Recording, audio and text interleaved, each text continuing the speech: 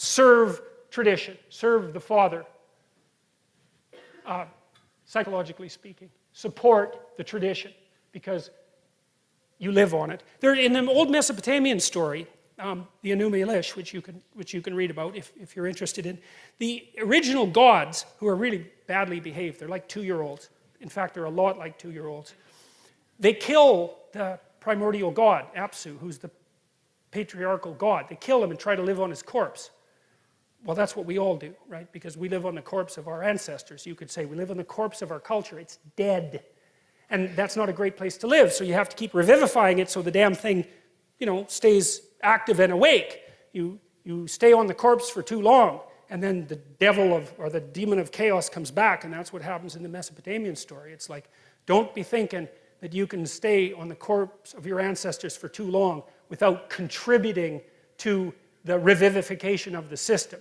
Because the chaos that all of that holds at bay will definitely come and visit you. And you see that in stories like The Hobbit. Hobbits, they're nice, they like to eat, they're kind of fat, they're short, they're not very bright, they're hubristic. They have no idea what's out there in the broader world. They're protected, if you remember, by the Striders, who are the sons of great kings, who look like tramps. They have nothing but contempt for them. They patrol the borders and keep the bloody hobbits safe.